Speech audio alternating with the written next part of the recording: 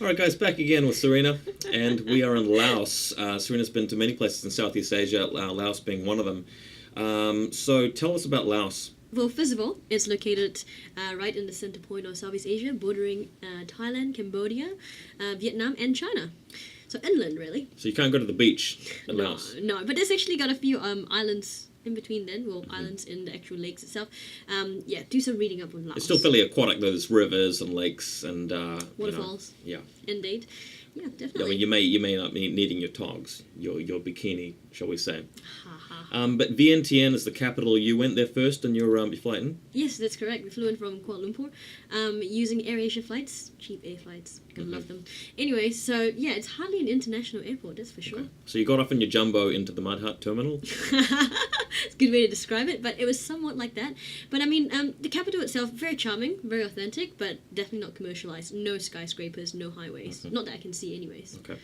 So did you spend much time in the capital, Vientiane? Do you have anything to say about there? Any good pictures relating to that? I mean... yes, there's definitely a lot of good sites in Vientiane. First of all, when you're actually around there, you should explore the town itself, just because I personally like to have a hunt around, get some local food from the local stores, and probably one of the highlights they had was the Arc de Triomphe, and that's quite funny in itself, because when you go and have a look at the little plaque that talks about the Arc de Triomphe... Do you mean the plaque? No, the plaque. You're spelling it Plaque, right? Yeah, that's the little sort of... in fact, I'm not even sure how you say that, so we'll just leave that up to question. Have you got any pictures of Vientiane in this collection? Are we looking at any of those?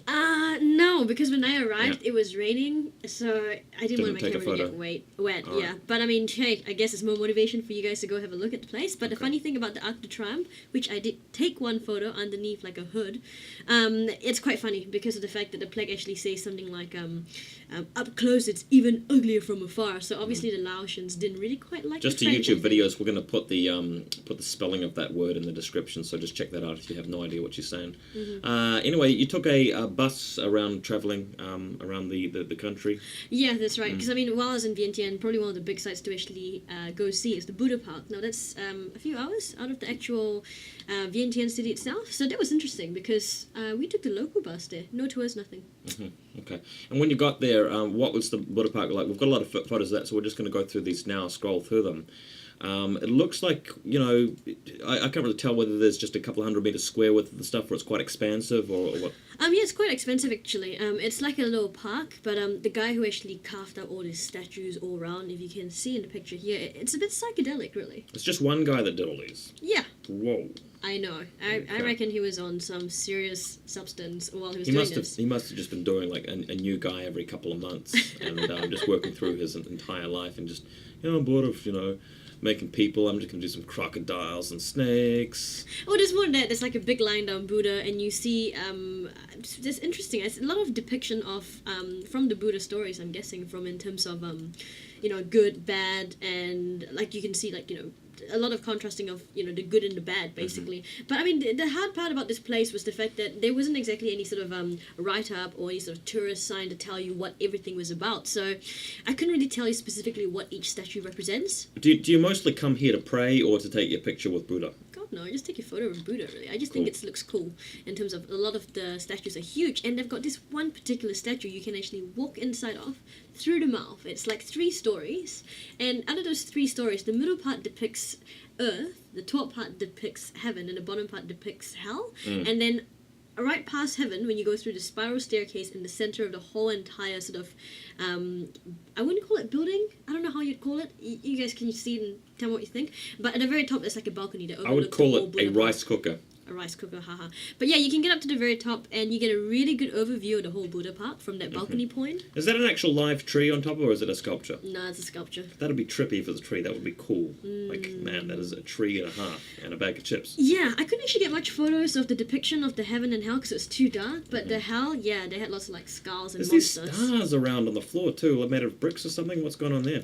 I think it's just part of the whole effect, really. It's That's not psychedelic. that doesn't look like a Buddhist symbol. Looks like something else completely. I mean, not Star of David type stuff from Judaism, but I've never associated a star with Buddhism. As I said, there's not much write-up. I wouldn't have a clue, to be honest, as to in particular what it actually I haven't associated signifies. small dogs with Buddhism either.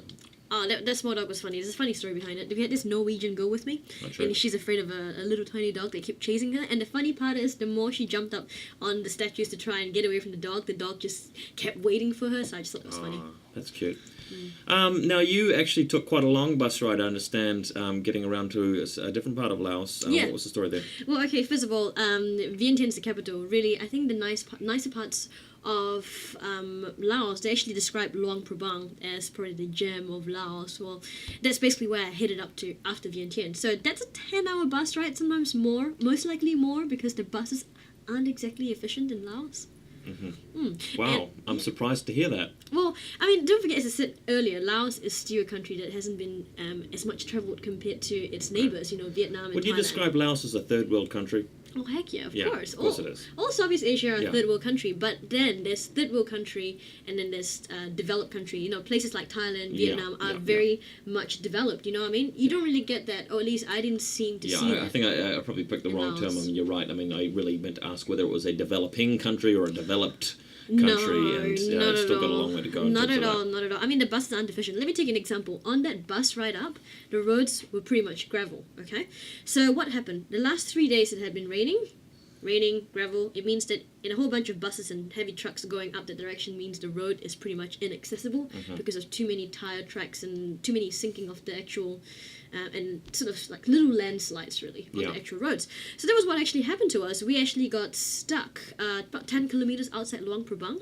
And I think the other thing as well, you'll find the facilities in the bus itself, there's no toilets, the air conditioning was kind of crap. Did they stop at like gas stations and stuff? Obviously not. No, it's a straight bus right through. And the roads, I tell you what, in Laos it's just like bumpy. Really bumpy. I mean, if you look on the map, right, Vientiane and Luang Prabang is actually not that far apart, but because of the fact that there's so many hills and mountains to actually cross through, that makes the trip much longer than 10 hours. In fact, I think it's probably it took us like 15 hours, especially since we got stranded like 10 kilometers outside of Luang Prabang. All right, we've got pictures of Luang Prabang itself. Yeah, we do. Yeah. Lots. Okay, cool. Lots. I mean, it's a town that's been colonized by the French previously, so it's got elements of both the Laos sort of culture. At the same time, there's lots of buildings that's some of it's. You see French bakeries and Scandinavian bakeries and all of that basically around when you're actually there. All right, and okay. Let's just skip ahead a little bit here. This is the place you're staying at, the accommodation 5-star hotel that you're at? Not at all. It's just more like a pod, really, but it's quite nice. Okay. I can't remember the name of the place offhand, but I mean, I'm sure I can put it up on the YouTube page if any of you are interested to go there and have a look. Really cheap, really comfortable. And I mean, the bed, pretty much, it's like we each had a double bed of our own, just sort of in a corner, really. Bed bugs? No, God no. Okay. Oh, it's just gross. Not that I could see, really. But but you could hear them and feel them. You've got a lot of photos of these limestone falls. Let's have a chat about that. Yeah, definitely. Okay, so that's one of the biggest highlights in Luang Prabang is these limestone waterfalls. Now, what makes them unique, first of all, is the fact that it's a limestone composite. So when you look at the actual basin itself, everything is all sort of whitish, and the basins are formed in a very interesting way, which you see in some of the pictures. Also, the water. It's very green, but in a very sort of nice, sort of clear kind of way. And yes, you can swim in it, but not that I know of. But there's no water snakes, or at least I didn't encounter any. Just water crocodiles. No, it's a waterfall, not a river, so you wouldn't get any crocodiles. I'd be surprised if you do. And actually, in the Kwangsi waterfall place itself, I mean, there's like a little place you can actually have a picnic and you can have food and things. So it really is quite a nice way to spend the afternoon, really. They should take one of the crocodiles in the Buddha Park and put it in the limestone falls, just to sort of scare people away from swimming in there and maybe soiling the waters. Well, I'll tell you what, there's another thing that I really like about the Kwangsi waterfall, and that's probably the one thing I really like about Laos on the whole. There wasn't too many sort of tourists coming through. Like, the waterfall just wasn't packed with like heaps of people, you know what I mean? And people didn't pressure you to buy things. And people was just like, if you want it, get it. No one hassles you to buy shit. Yeah, I don't really see any McDonald's or Snickers bars on the ground and stuff like that. I didn't actually come to think of it now. I didn't see any McDonald's while I was actually in Vientiane, the capital. Nice. Okay. And also, I've just remembered now as well, speaking of that time when I was actually stuck when our bus couldn't quite reach Luang Prabang 10 kilometers out. We were quite lucky because some random person was just like, okay, we can get you in, you're going to pay a small fee. So, about 6 of us just took the van and went through. But on the way walking along, that's another thing that Laos seems to be quite big on is the drugs. This guy, there was basically a lot of buses and trucks just sort of parked up on the side of the road. People obviously sort of thought, okay, aren't you displaced and the road's cleared? You probably won't be moving for a while. So he I see where this is going. Yeah, I mean, this guy must have just thought to himself, we're going to be here for a while. So he pulls out this huge, big bong pipe. Now, when I say huge, big bong pipe, this pipe was like the size of a small 5-year-old boy. That's when all the undercover cops in the bus just nabbed him, right? No, not at all. I mean, he was just doing it in broad daylight. This is broad daylight that he's actually doing it. And, like, the bong itself is so big that the guy has to tilt back, lean backwards to actually try and use it. And, I mean, I just thought it was funny. Take a hit from the bong? Yeah, pretty much. And I've been told also that when you go around to some of the cafes in Laos, when I say cafe, I mean actual food cafe, not like the Amsterdam kind of cafe, you can ask for the special menu. And there actually is a specific... We're doing another video about Amsterdam down the track, aren't we? Yeah, we are. Once you go there. I have been there. Okay. Before Laos, actually. We should put some Cypress Hill in the background of the video. Take a hit from the bong. I've got that track on my Windows Media Player. Now, in case you're wondering, do not do drugs in Asia, or at your own risk anyways. There's death sentence. But anyways, on to a different topic. Death sentence. All right, well, just before we wrap up the video, we're going to have a talk about the markets you visited and some of the food here. We've got a big bowl of red stuff. Those are chilies? Yeah, but that's not exactly the market. That's just someone drying out the chilies. Okay. But anyways... That's your lunch. No. I think if that's my lunch, I'll be using the toilet very regularly. But anyways... Speaking of toilets, there was a nice toilet that you visited back here, and I've got a photo of this right here. It was on the overnight bus, right? We keep coming to that, aren't we? Yeah, it's this, the toilets. Okay, so there's two kind of toilet stops when you're on the overnight bus in Laos, okay? So the first one is the male-only toilet stops, which means, girls, if you need to go, find a bush. The second... They're spoiled for choice, though. It's full of bush. The country's like complete bush. Yeah, but everywhere you go, there's like some person that's there. I mean, really? No, not exactly nice. But I mean, I suppose when you're desperate, Really? So if you just like hike a kilometer out of town and just like take your pants down, like there's somebody standing there? Well, by the time you come back, your bus will be gone. Oh. Anyways, so the toilet itself, okay, so I thought, I took a picture of the toilet just because, okay, everyone knows about all the drop-in toilets in Southeast Asia, right? But it's on the actual ground itself, it's like a hole, you just do your thing. But this, I thought it was funny, it's like maybe they're just trying to put in... hexagonal design Maybe I think they're trying to do a sort of element of luxury here because... They have like hexagonal butts, like in Laos? No, they don't. But don't you think it's funny how it's slightly elevated? It's like they're putting you on a pedestal while you take a piss. But... anyways. I don't know. I mean, just looking at this photo kind of makes me want to go take a dump. But we'll come back to that later. Yeah, so that's one of the stories. Oh, also, with one thing I find about the buses in Laos, for some reason, they are so much more expensive compared to the buses in Cambodia and Vietnam. God knows why. And it's not even that comfortable. Luckily, we've got a photo of your bus money here. Looks like you've got about $90,000 worth of bus passes. No, I can see you have no hope in reading any kind of Laos language. I'm just looking at the picture. No, actually, it's actually 10,000 over there. If you look, that's just the way they actually write their ones. Oh, I see. Yeah. Okay, and how many bus rides would these two notes buy you? Honestly, to you, I actually can't remember because we paid in American dollars. Right. Yeah, it was quite expensive. Okay. Maybe we got scammed. I don't know. Is that the president? I guess so. But I mean, weren't we going to be talking about the markets, anyways? Yeah. Anyways, the markets. Okay, so if you're in the markets in Luang Prabang, buy your dinner there because they have this thing where you pay $1 and you pile your plate with as much food as you want.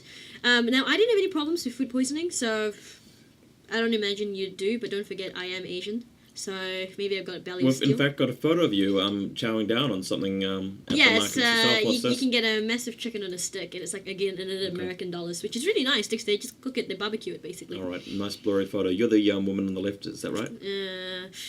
I don't know. What race did I say I was again? Anyways, so that's pretty much Laos. I didn't get to see more. I would love to see more. There's a few other spots that you can go to, which you probably find a lot of other different sites is more amazing, but this is my trip. If you went back to Laos again, I don't know if you're planning to or not, but at some point, yeah. What would you hit up? I'll probably hit up this backpacker sort of town. I can't remember what it's called now. Ponsabang? I don't know, I can't remember. No, Ponsabang somewhere else. There's a plain of jars. Oh, and if you go through the plain of jars, try and take a flight there. You can see all the mines and where the bombs were dropped on the way from basically during the World War I or II? No, during the Vietnam War. Sorry, history's crap. Anyway, so during the time the Americans, when they took the bomb to drop it on Vietnam and they didn't unload it fast enough, they dropped all the access in Laos. So It's amazing to see that. We're going to have to talk about that more in Laos. The sequel coming up at a time. Maybe. Sometime down the track next time, you guys. Hope you guys enjoyed that. More from Southeast Asia next time.